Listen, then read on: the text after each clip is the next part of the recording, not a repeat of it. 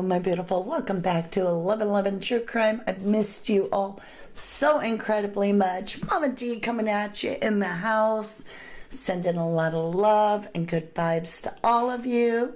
We are live, my darlings, and we're going to be talking about Lilly and Jack Sullivan. Now, I'm not one to do a video every day because I just simply want to do a video. I do videos when I have something important to share with you, something I want to say, and I have a lot to say today. There was some information that just came out, like a boom, boom, boom, huge information. And that is that on the Global Mail out of Canada did an article on Lilly and Jack Sullivan. And in that article, they state this. Let me read this part to you. It's huge. There's so much to cover in the article. I'm just grabbing one part of it because it's the most shocking part, and that's my priority, is to get the important part out and plug into what I already feel, what I've already know, what we're researching, and then see how that all fits. And this confirms for me and validates exactly what I believe happened with Lilly and Jack.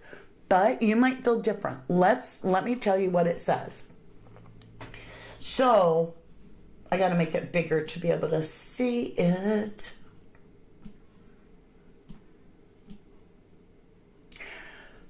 There is, however, at least one account of strange activity at the mobile home that night. RCMP spokesman Corporal Carly McCann confirmed that the police received a tip on May 8th. So the tip came in on May 8th from a neighbor who described hearing a vehicle come and go from the mobile home throughout the night before the children were reported missing. You heard me right. A vehicle come and go, right, on the night before the children are reported missing. So Thursday night. They go on to say, investigators are continuing to review and assess more than 600 tips the public followed up on, over 800 tasks, she wrote as an email. Okay, that's why they're getting the RCM is getting all the trail cam. Okay, here's why. All right, listen. The neighbors spoke to the Globe and said that they were working on a vehicle in their own yard. This is a neighbor up late throughout the night working on their own vehicle in their own yard when they heard the same loud 5-speed. Now, it says car here, but I'll bet you the neighbor didn't say car. Just my humble opinion, 5-speed. You don't usually refer to a car as a 5-speed. You can. Some people call it, well, that's a 5-speed. But often, I have so many mechanical friends. If I say 5-speed, what am I talking about? And they said 4-wheeler. That's what my friends told me. So, it does say 5-speed car, but we also know that if the person said 5-speed vehicle, that the person writing the article may have assumed that they meant a car or a truck or something. So it would have been better to have more clarification. But they heard the same loud 5-speed car come and go from the trailer about 6 times between midnight, and that's key, 08, and 5 a.m. After the children's disappearance, the neighbor considered it important information and reported it to the police. The Globe agreed to protect the identity of the neighbor because concerns for their safety is in the community. Okay. I got to get comfortable, get myself all sit in my chair and talk, and let's... What? Oh, Daniel. I told you. The same way that Austin Drummond got found out, right? We just went through all that. There's always the truth comes out. You just can't pull off a crime these days and there not be a truth a wave of truth that somehow reveals it. Like I said, Adam Montgomery thought he had done the unspeakable crime that nobody would ever be able to tell other than Kayla, his wife, right? But it all came out anyway. I'm just saying. They never found Harmony Montgomery's body, but Adam Montgomery is spending life in prison. So, with this being said, we're going to talk about some possible motives because I want to break some things down. Possible motives. So, we know CPS is involved in this case with the children. We've also heard Daniel make comments on lives where he's in the comments section that Jack and Lilly have hit each other and given each other black eyes and so forth. That Belinda reported that she had seen the biological grandmother of Lilly and Jack, had seen pictures with Jack having a black eye, that it was found at school, that CPS is involved. We now found out from that same article that Daniel has to take anger management courses, right? Which is being required, I assure you, by CPS. So I thought about this possible motive. Not that there needs to be one, because obviously these people aren't right in the head, in my opinion. Hi, Deborah Van Winkle. And we are live, you guys. And before we get into the possible motive, I would like to just say, I would love to believe that both children are alive, or even one. At this point, it's possible one may have been spared. But I don't even have 100% hope on 100% hope. You know, I don't fully believe that either. So it could be that both children suffered the same fate. However, I'm picking up on Jackie. I'm not picking up on Lilly. That has to mean something to me. But I just want to say thank you to my replay crew for staying with us on the Jack and Lilly Sullivan case. You guys are so important. I want to thank you on the live for staying with us on the Jack and Lilly Sullivan case. You are also important. It's the pressure that you at home are putting on this case that has it moving forward. Without you, there would be nobody covering Jack and Lily's case. And your energy, your input keeps eyes on this case. And that's how cases get solved, is just the pressure, and more comes out and more comes out. And now we know there was a vehicle coming and going from that property between midnight and 5 over and over and over and over and over and over again. And if you would like me to stop saying that, I said it 6 times so that you would feel how often there was movement of this vehicle. Okay? You're not late, Prime Candy. You're always on time, beautiful. Always. Divine timing. Amanda Ray, hello, lovely. Thursday is the night they all tend to avoid going into great detail, which is common for deception. Thank you, beautiful. Pearl Morley, welcome to the channel, listening from Canada, Ontario. Does anyone believe this family is involved from the beginning? I believe that they've made a pact. I do. And I think that happened on Friday night. Now, a senior, I still get, help me, Rhonda, a lot. And every single person thinks they're the first one to say it. Bless your heart. Hi, Shauna. You said, you ever seen like a tarot card thing, but it's actually charms? Yes, I have. Yes, I have. Oh, and talking about that, you guys, we're getting steady orders on the beautiful 1111 True Crime deck. And in that, over 40 orders have gone out, and many people are just starting to get theirs. We're getting great reviews.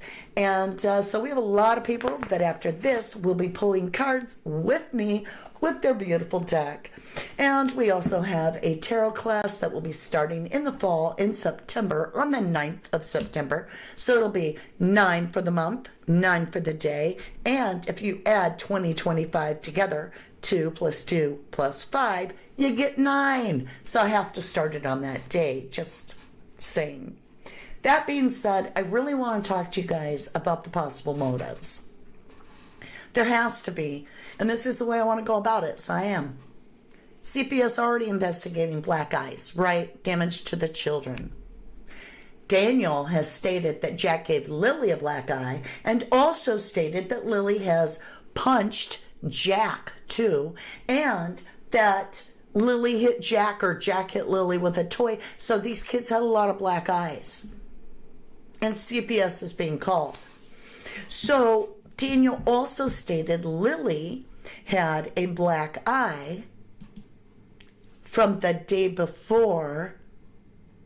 So I think it was Wednesday when they were doing laundry, because she slipped pushing a truck and it gave her a black eye. So let's say, just for a moment, that one child hurt the other. You are under investigation by CPS. Let's say child A hurts child B and gives that child a black eye.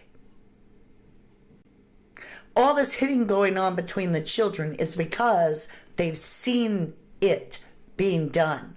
They've endured being hit. And that is their response as children, is to respond the way they've learned their environment. So it's highly possible that that could have happened. Like Daniel's saying, one child hit the other on Wednesday while we're doing laundry. Now, I assure you, that's going to piss the parents off if now they got CPS on their ass and one child gave the other a black eye. So they're going to call them in for school and say they can't come. Lily's got a cough. But now we're into the second day. We're in the car, right?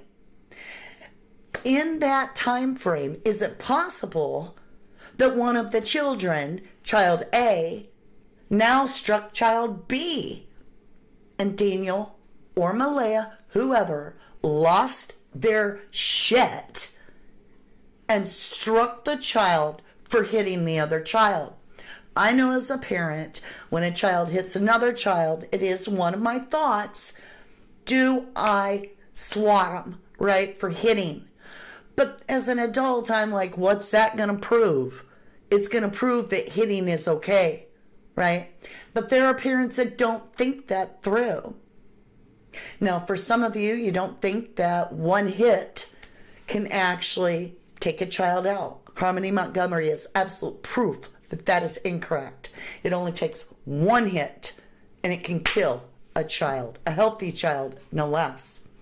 So this could be the motive, is that one child is hurting the other and it just happened, and maybe it happened again, and somebody is disciplining, because God knows Daniel brings up the discipline, right? That he handles it all because the children go wild with her. He's the one that can control the children. We know Jack has moments where he'll kick his boots, where Daniel's stating that Lilly got punched, that Lilly punched Jack too, that they're not always getting along. So if the kids are fighting in the back seat and you're trying to get them not to hurt each other because you've got a baby, you don't want CPS at your door, the energy level is bubbling to the surface. And if you have to take anger management courses, I don't think it's too far of a leap to guess that you might react with anger. So at that point, you have to wonder, is that the motive?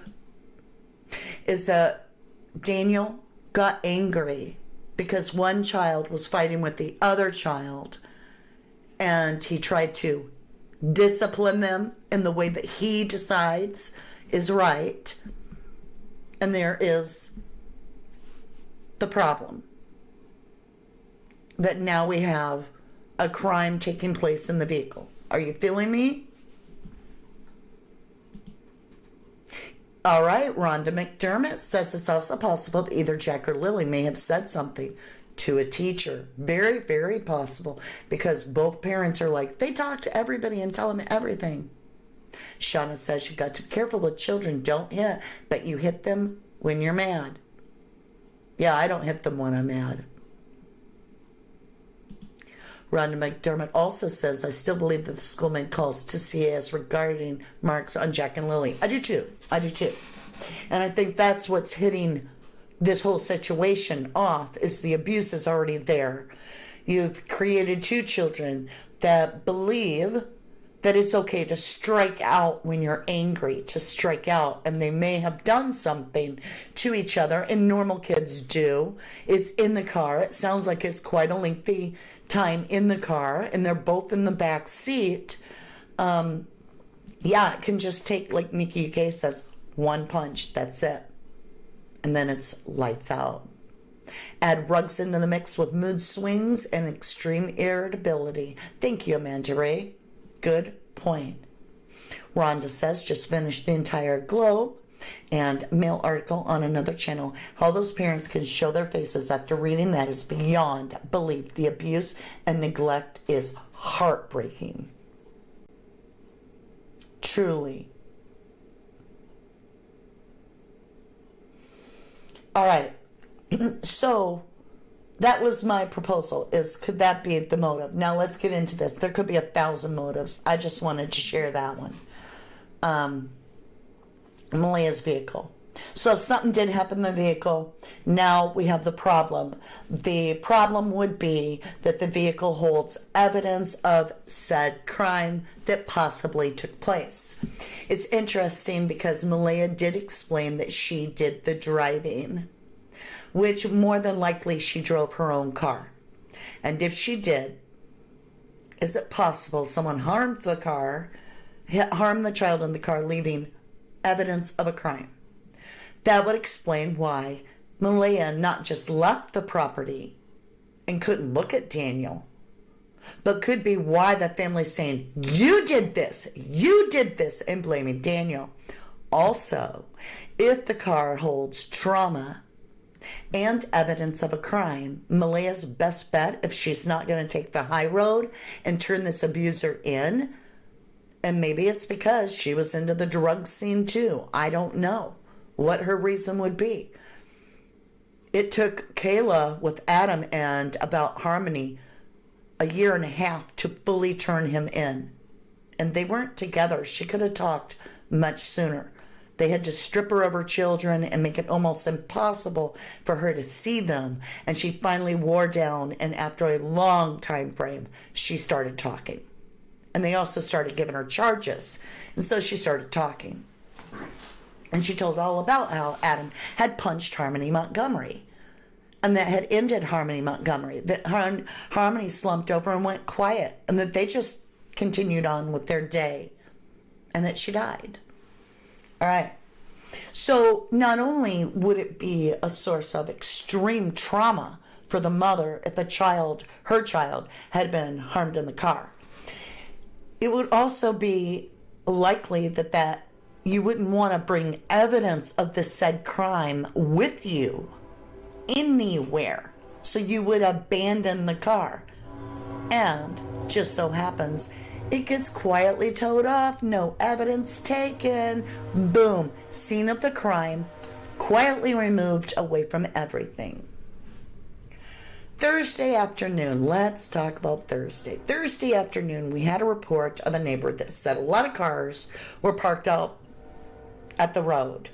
Like one car on the road and, excuse me, I'm hiccuping. I'm kind of burping, hiccuping.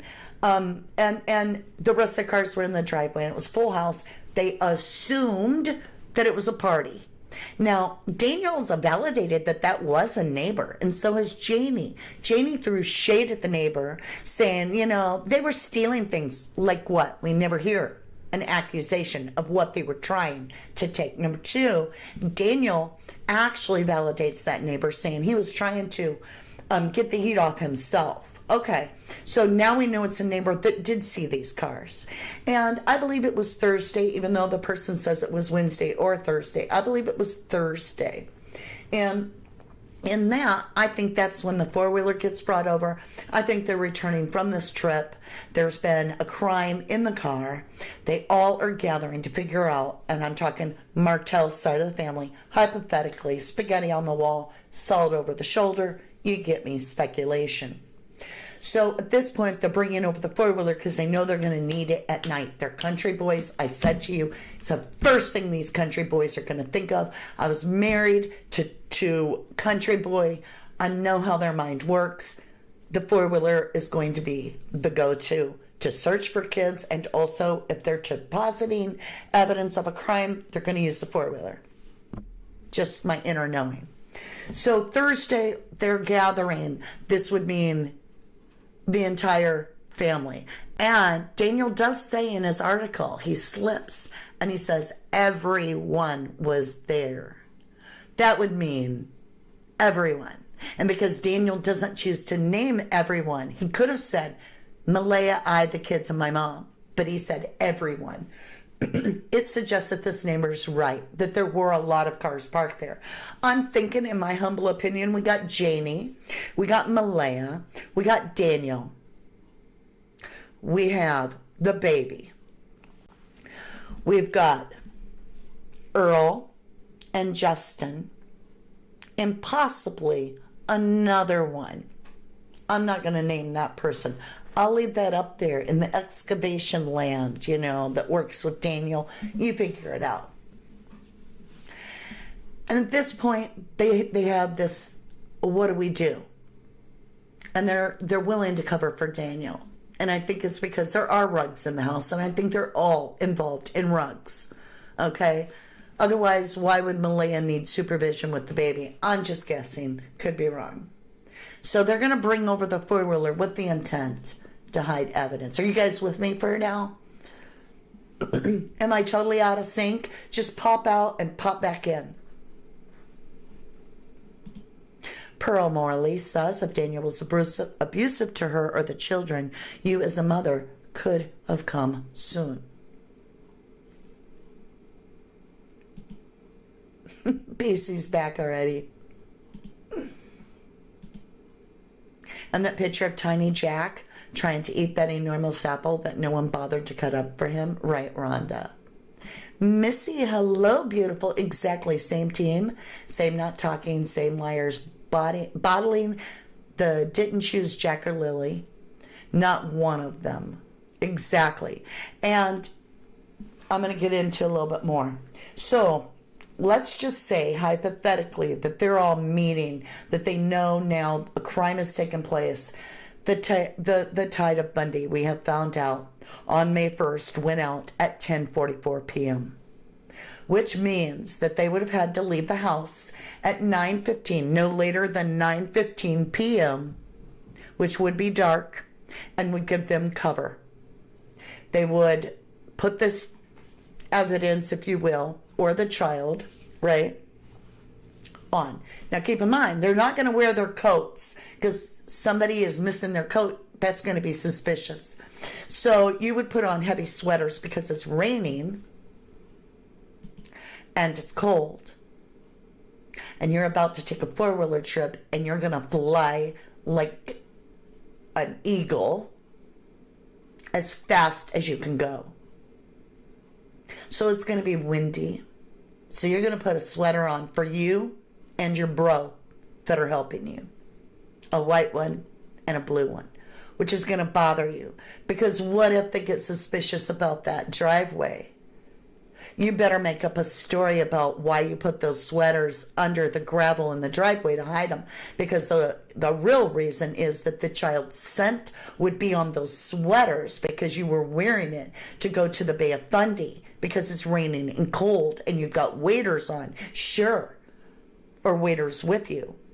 But the sweaters are muddy and have the scent of the children. And so now you've got to deposit them somewhere. Oh, I know. Mom, dig a hole there in the driveway. Lay the sweaters in there. Cover it up. Say you were building a place for a pool. Meanwhile, let's take one of the kids' boots that we'll get rid of. And we'll put a boot print on the top to excuse the scent of the child if the dogs pick up on the sweater.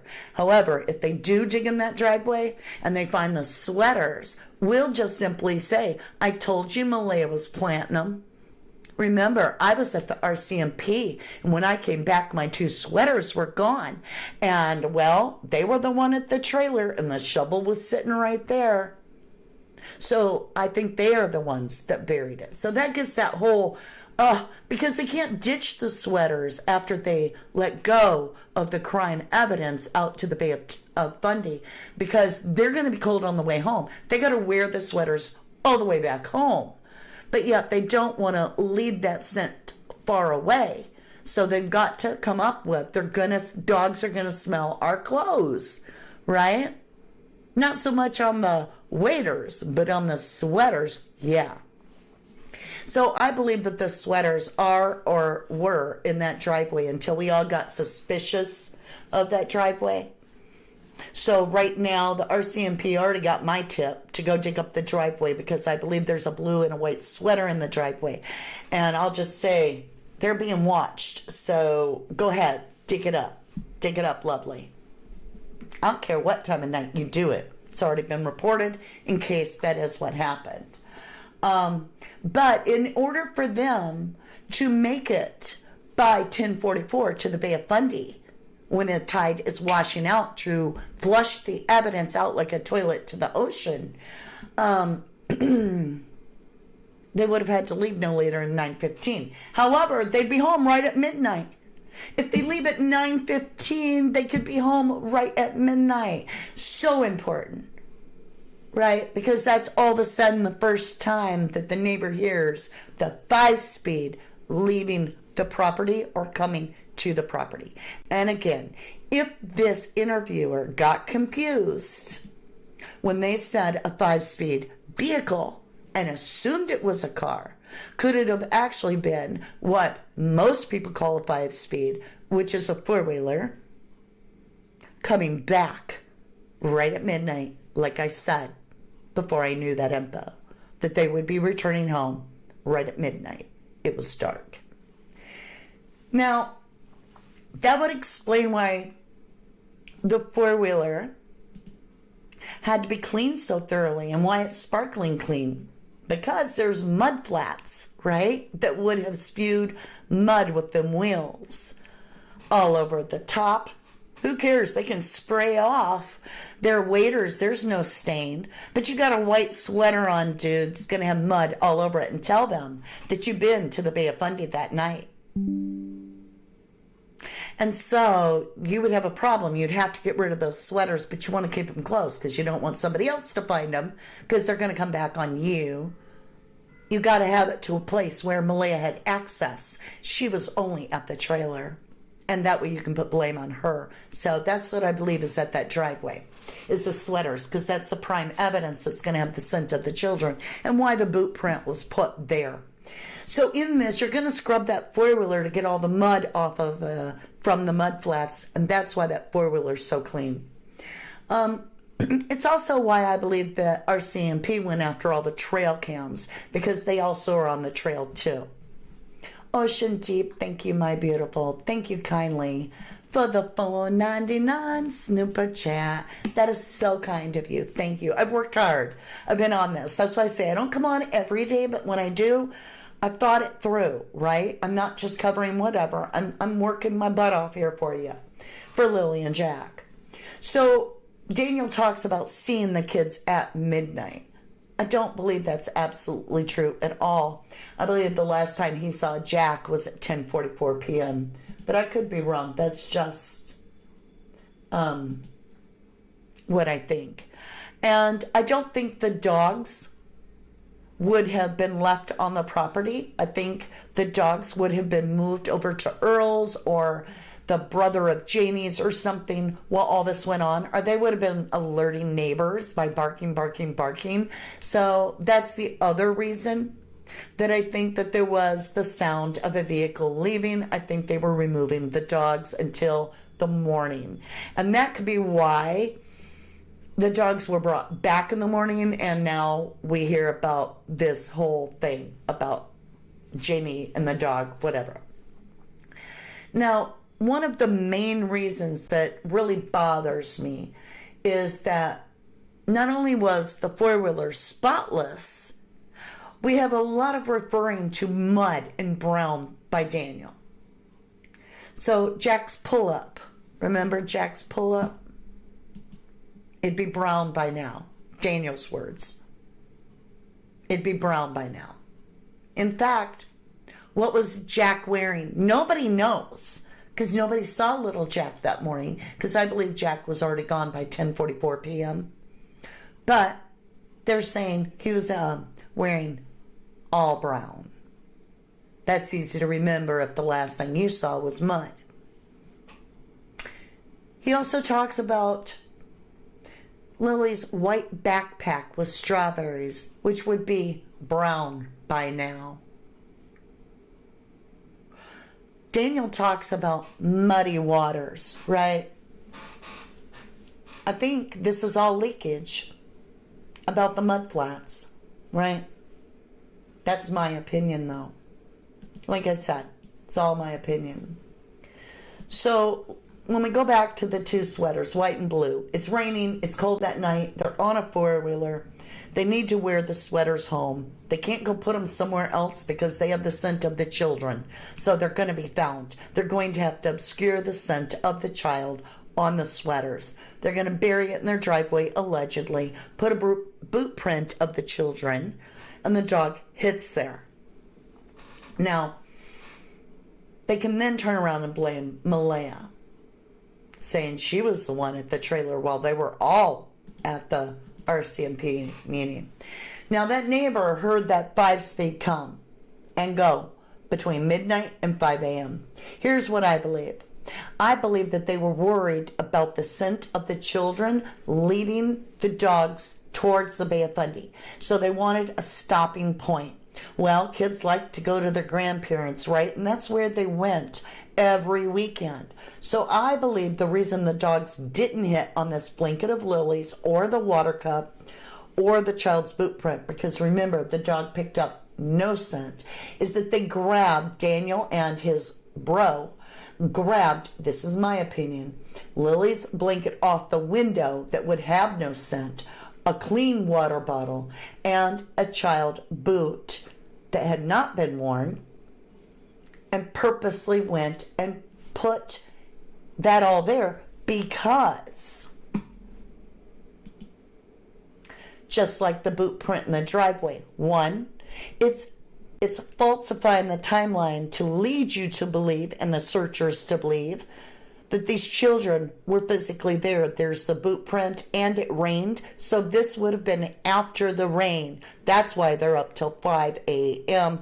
doing this, because they have to wait for the rain to stop to get the boot print to work. This would be planted at the place closest to the grandparents, but on the way to Bay of Fundy, which is the route that they had to take on Lansdowne Road. Not Lansdowne Station, but Lansdowne Road, right? This gives what we call in America a red herring, a false alert. But it's also why the dogs don't pick up a scent, because it's all planted. Why would Daniel volunteer it's all planted? Because they know it's planted. So he has got to go along with the narrative, but he's got to push it off on Malaya's family. So, yes, he knows it's planted, but he's got to say it's all by them. By them. They did it. They planted it. However, I don't think so. So, at this point, now they have to come up with their stories during all this time. They've got the boot print in the driveway. That's going to tell them, hey, this kid was here after it rained. There, the child was alive in the morning. We'll do another boot print somewhere else as if he was trying. These kids left. So here's point A, here's point B. And sure enough, the RCMP went there, and that's where they spent their searches, where that boot print was, where the blanket was, where the bottle of water was. But the dogs didn't hit on any of that and say, yeah, these are the kids', because it was planted. And it was planted because also the child's scent would have went through there during the rain, and they didn't know how much that child's scent will be left in that area. And it's possible they stopped right there and went to the property of the grandparents for some reason. I don't know. But that was a triangulation to where they spent too much time and they wanted to cover up the scent, just like the sweaters. So no one says, hey, I saw Jack that morning. So if Jack actually would have been found very early on and his death time would have been be able to be determined at, let's say, I don't know, hypothetically 5 p.m., but one person said, hey, I saw Jack that morning, after his death, that person's going into the clink forever and ever. So they can't afford to lie and say, yeah, I saw him, just in case, right? And so then none of them saw Jack. They simply thought they heard, because that can be dismissed. Yet they all seem to know what Jack was wearing, but they don't. So it leaves me with this possibility. Is Lilly alive, or did Lilly also suffer the same fate as Jack? That's where I'm stuck. I'm not sure. I hate to be in this position to where I'm praying for at least one child to be alive.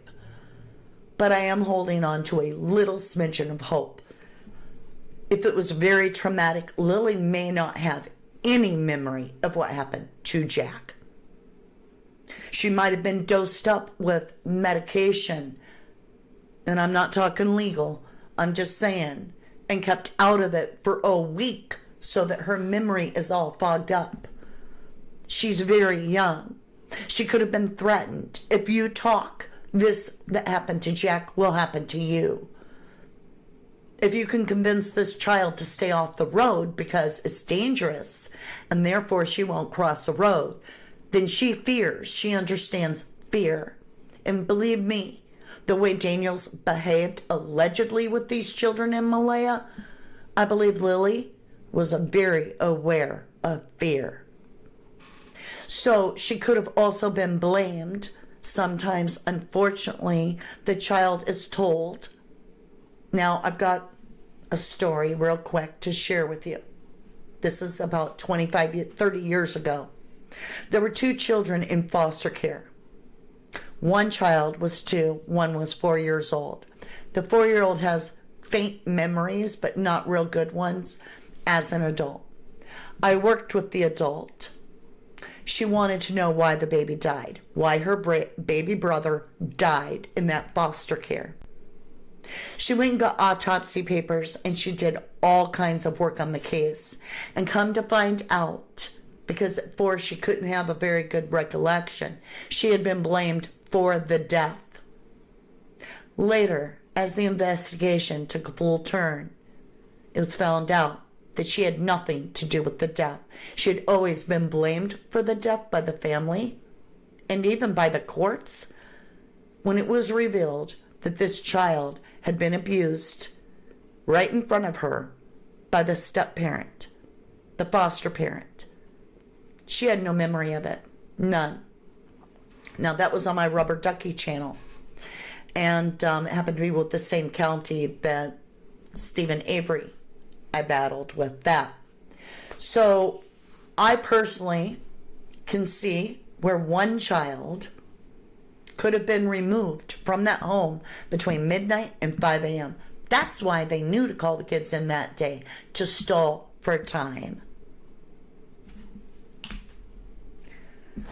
So that's what I have for you guys. I pray so hard that one child at least is alive, if not both, right? I've got hope.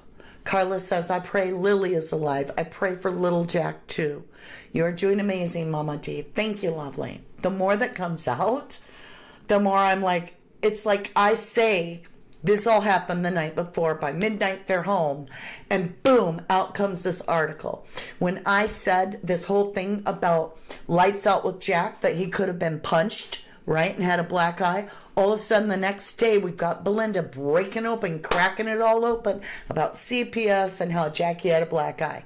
It's like, I'm telling you, my intuition is so tight with Jack, and it's coming out right before we're getting validation through articles, through family, through Daniel himself. Even Malaya has given away clues that she's the one that did the driving that day.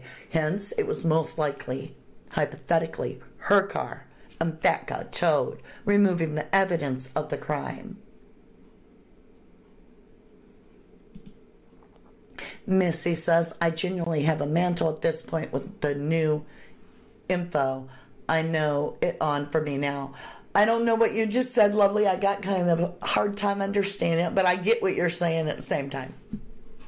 Thank you, love. Thank you, Dark Angel Holtz. Hey, Zozo. Amanda says, I pray that Lilly is alive. It also does make sense as to why Malaya isn't speaking and going along with the Woods theory. All right, so let's talk about the beach. If Malaya is going to the beach every day, it could make her feel closer to Jack if he was washed out to sea. And it could be part of her grieving. Number 2,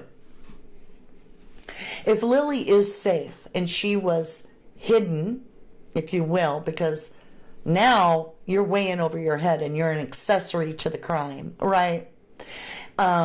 It would make sense why nobody wants the children found for the Martell family as well as Malaya's family. Because if Lilly gets found, then that makes Malaya an accessory to the crime, allegedly. And also, if Jack gets found, it exposes all of them. And so they dare not ask for help. Right? Makes sense. Countryside, thank you for replay, lovely. So, I could be 1,000% wrong on all this, but at the same time, I feel really strongly I'm nailing it, to be honest. But it's all my opinion, and that's all it is. I'm not accusing them of doing anything. I'm bringing out a hypothetical possibility, and that's all. His I7 says, in my opinion, if Lilly saw what happened to Jack, she might have lost her fate also. That's a concern I have as well.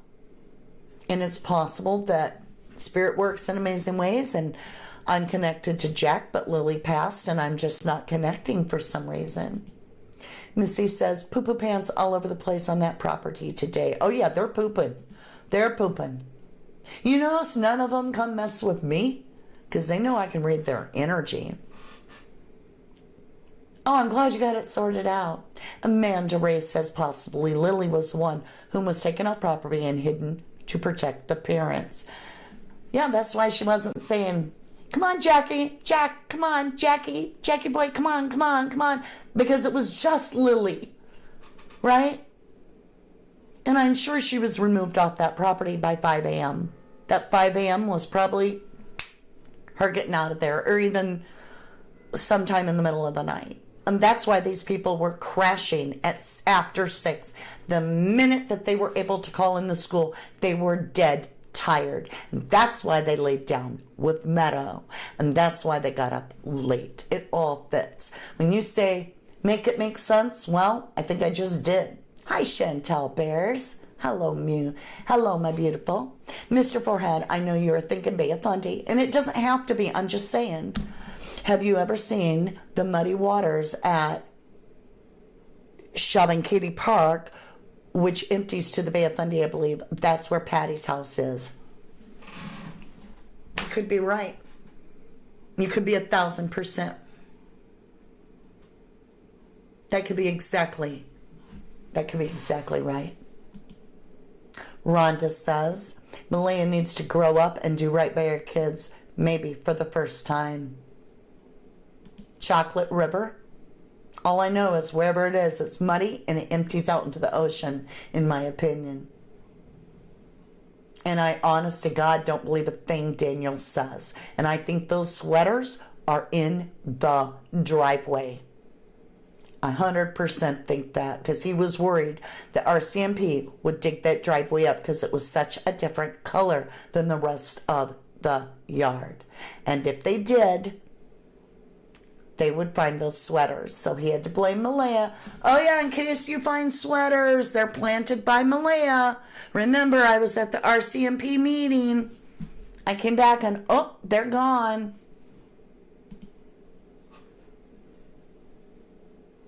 I don't think she'd be on a reserve. I think she'd be privately adopted to maybe somebody in the U.S. or something that's family. I could be wrong. Carla, been with you for years. Thank you, Carla. And you have, too. You have. Absolutely. When we say years, we mean years. Angelina says, I'm thinking that Daniel's terrified because justice is coming soon. Tick tock, tick tock. Justice for Jack and Lilly. Daniel, do you hear him coming? I can hear Daniel now. I hear you knocking, but you can't come in. Yeah. Instead of the waterfall song, that's what Daniel will be saying. It'll be the RCMP. Open up, it's RCMP. And Daniel will be like, I hear you knocking, but you can't come in. Right? It's coming. It's coming.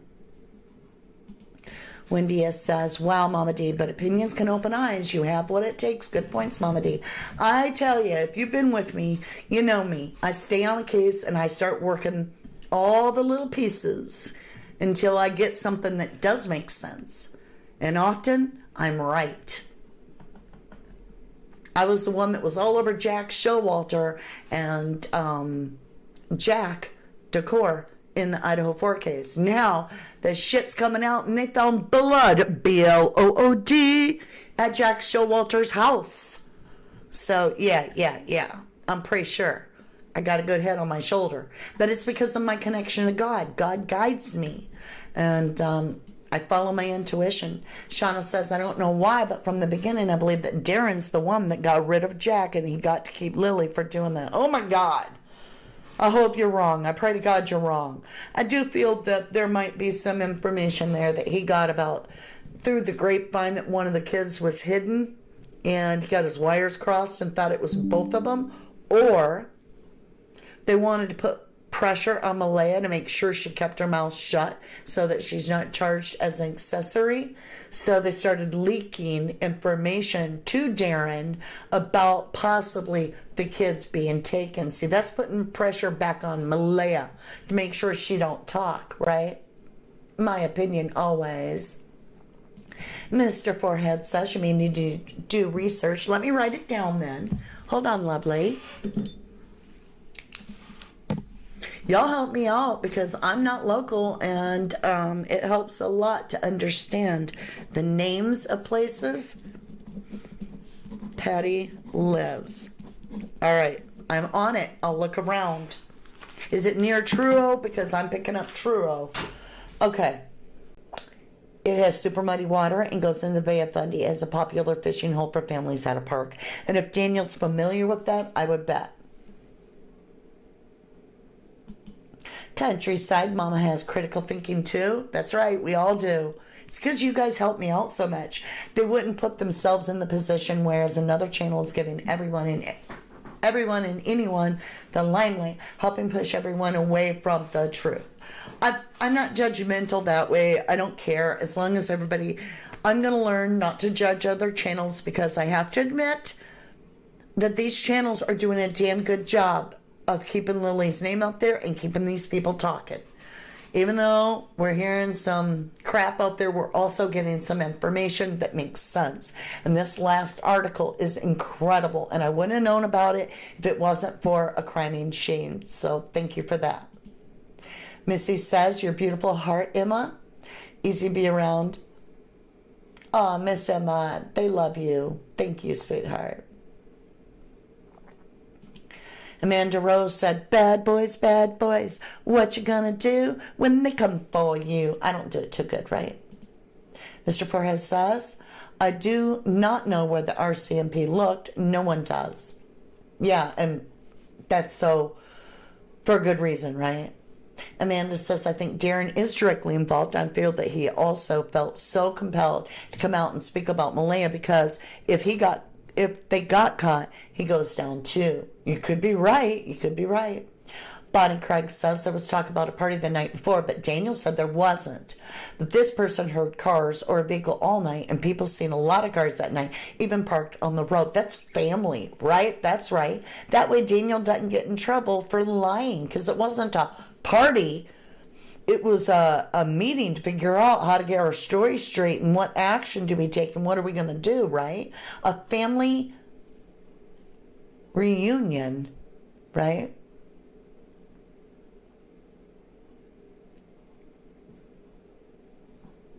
Could be. I don't know, sweetie. Shauna says, I don't think it's smart to promote fake stuff if you know they're lying. Why keep giving them the platform? In my opinion, they're murderers. Thank you for sharing your opinion, lovely. Blue-Eyed Dumplings, his sweetness. Oh my gosh, I love your name. Blue-Eyed Dumplings. Hi, we do love your name. That is a cute name. Welcome to the channel. You said, that's what your dad called you all your life? You had to have a really good dad. I understand letting them talk because we might need to hear what they have to say, but I don't understand to letting them do it day after day. And you agree with them at some point. I don't agree with none of them. You know that. You know me. You know me. All right, my lovelies. I need to know more about the vehicle leaving and coming and going between midnight and 5 a.m. So I'm going to pull some cards with my beautiful deck here. If you don't know how to read tarot, no problem. These are pictures. These are simple words. And you'll be able to follow us. So we're going to be doing that on the next live, which is on our Crime Story Mama channel. There'll be a thumbnail for you if you are live. And I also encourage you to check the pinned comment down below for my beautiful, amazing replay crew. And with that, you guys, I'll show you. We'll pull a card real quick. Just end it here. It's all going to be talking about their house, right? Let's see about their house. We'll pull one more and then we'll get off here. It'll be about 10 minutes and we'll start the other live. We just got another card. It's the key. Keys. Oh yeah. Wonder if that goes to the four-wheeler. It's unlocking. It's the code. Maybe those trips between midnight and 5 a.m. are going to reveal exactly what we need to know. Ooh, there could be messages that time of night too. All right, beautifuls. I look forward to seeing you over on my other channel if you choose to continue on with us. With that being said, who knows what's coming out? Now, there's a little boy that's missing, and Jaden Spicer. And I'm sure you've probably heard the name, but if he is not found by tomorrow, I will be bringing information to us about that. Just kind of, you probably know everything I'm going to share tomorrow, but I want to share with those that don't. And then also, I'm going to be pulling cards for him tomorrow as well, because I want to help that little boy. All right, you guys, with that, I love you. I want to ask you if you would join me in a prayer. Just a quick one for Lilly and Jack Sullivan. Go ahead, get chat off the board. There we are. Heavenly Father, we ask you, we come to you with our open heart. Whatever is the truth for Lilly and Jack Sullivan, please make it abundantly clear to all of us. Please bring the truth to the surface and guide us directly to the information that needs to be found, that these children's fates are revealed. We ask this. We ask you to guide us from... I'm hearing water. Sorry, guys. Thank you, Jesus, for this help. Thank you for the water message. In Jesus' name I pray. Amen. I just heard while I was praying, I was interrupted with this feeling and this person or voice I was hearing. And I'm not saying I'm hearing voices. I'm saying it was thought in my head, like interrupted my prayer with a thought. And I heard water covers them. So I don't know, but we'll find out. All right, my lovelies. I will see you again very soon. I love you. To the moon and back. Thank you.